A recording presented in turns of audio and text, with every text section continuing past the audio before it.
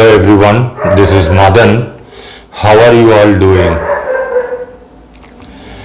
The first question that comes to my mind is that why there are so many mega schemes that this union government announces causes nationwide agitation, hardship and widespread misery to the citizens of this country. Starting from demonetization, farmers bill and so many others. Is it so incompetent or is it proposing schemes that are radical? I can't answer these questions, you decide. But this one scheme, Agnipath, is based on brainstorming and recommendation of some brilliant, gritty, intelligent men. Men who are a million times more capable than a common man like me at least.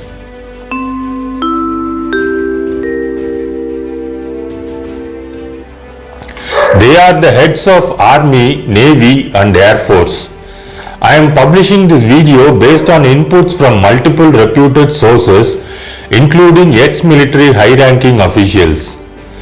Anyhow, now the government has announced a scheme for armed forces that has once again created nationwide agitation and seemingly destroying youth's dream and in extreme case may cause a serious damage to the national security. The present scheme is called Agnipath. So what is Agnipath? The Agnipath scheme is a new military plan in India with aim to recruit people aged between 17 and 21 on a 4-year contract in non-officer roles. The government plans to recruit 40,000 people under Agnipath. They will be from schools and colleges or through recruitment schemes. Recruits will be called Agniveers. At the outset, this scheme doesn't seem to have been formed for the purpose of national security or to build a strong military system or to support patriotism. It seems like a scheme just to cut the expenses incurred for military personnel for all three categories, that is Army, Navy and Air Force. The Agnipath scheme on recruitment of soldiers, sailors and airmen will help cut the salary and pension bill of the armed forces. There is an unsettled, dangerous border issues with our neighbors. China is maintaining an armed force of active military of 2.2 million and a reserve of 1.2 million. That is total 3.4 million. Pakistan has 0.65 million active military and 0.55 million reserve. That is total 1.2 million. In total, China and Pakistan have 4.6 million armed forces. The Indian armed forces have 1.4 million active personnel and 1.2 million as reserves. That is a total of 2.6 million. India has numerically much inferior armed force personnel rather than being elephantine.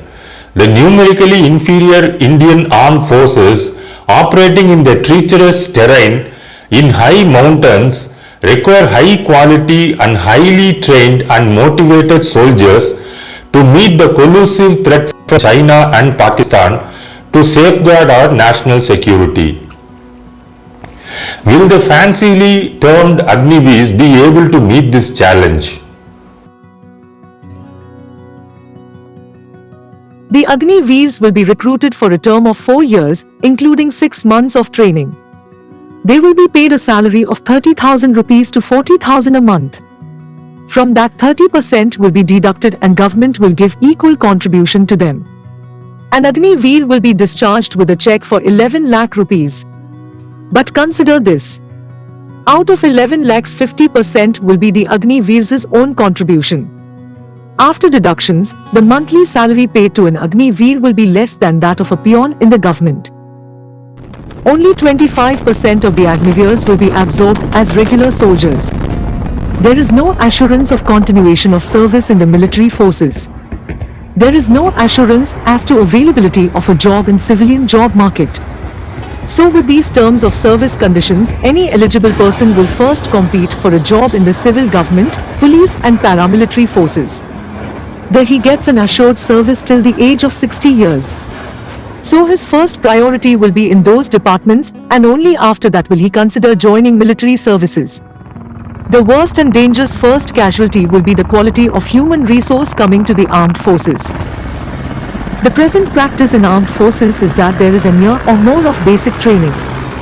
During the period, a soldier learns basic skills in the training centers. Then he learns the application of these skills in tactical groupings and tactical situations in exercises at the unit and formation levels. This is very important because it will simulate real war scenarios. He will be trained like this for the next 2 to 3 years. Only then he can be called a fully trained soldier. But if you consider an Agniveer, by those 4 years he will be released from the armed forces. With a curtailed training, an Agniveer will not be able to gain any worthwhile expertise in handling modern expensive military equipment. He will not understand the nuances of a modern battlefield of artificial intelligence, cyber warfare, and many others.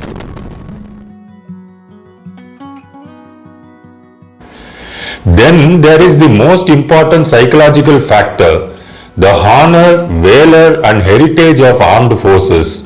Here the battle winning factor in the Indian Army is its regimental system. In this system, a soldier with his association with his regiment over a period of time starts taking pride in the history and battle achievements of his regiment. There he develops the esprit de corps and camaraderie. This great psychological motivation will make him stand with bravery in life-threatening situations in the brutal battlefield environment. In the battlefield, guns will be blazing, there will be deafening explosions, severed legs and hands flying, and men dying around him. There will be stench and blood all around him. The regimental system, which is at the core of the battle winning factor, will totally break down with the transitory Agniveers. This may be leading to a failure of military missions. If the policy of Agniveer enrollment is continued, in the next 15 years, all regiments will have 75% inadequately trained Agniveers. The Agniveers with regimental service ranging from 1 year to 3.5 years, making the army no better than the conscript army. Conscripts means a military that is mandated by a state, maybe even forcefully. A poor quality human resource, an inadequately trained and poorly paid Agniveer, lacking any motivation with a broken regimental system, will be a sure recipe for disaster for national security while fighting the battle-hardened soldiers of our western neighbors. The total budget for defense has been increased in 2022 to 23 to 5.25 lakh crore. It is the third highest in the world after USA and China.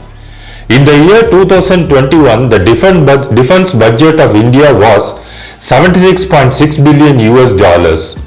With the current defense budget vis-a-vis the Chinese defense budget of 330 billion US dollars, India can't become the regional power that it aspires to be.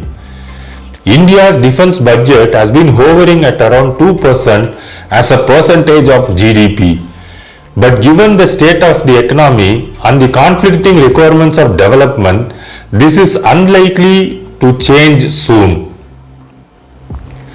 There is an urgent need to modernize the armed forces. So military planners think this is for better management of the budget.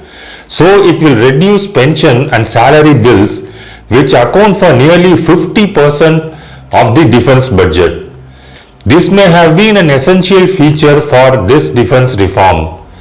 When this happens, military can spend on capital expenditure for state-of-the-art weapons, sophisticated and advanced modern military systems, fighter jets, tanks, helicopters and others. Okay guys, let's end part 1 of the video here. In part 2, we shall see about the defense budget and other countries that have Agnipath like scheme. Thanks for watching the video till the end. Please like, comment, subscribe and most importantly share the video widely. Thanks once again. Take care. Bye bye.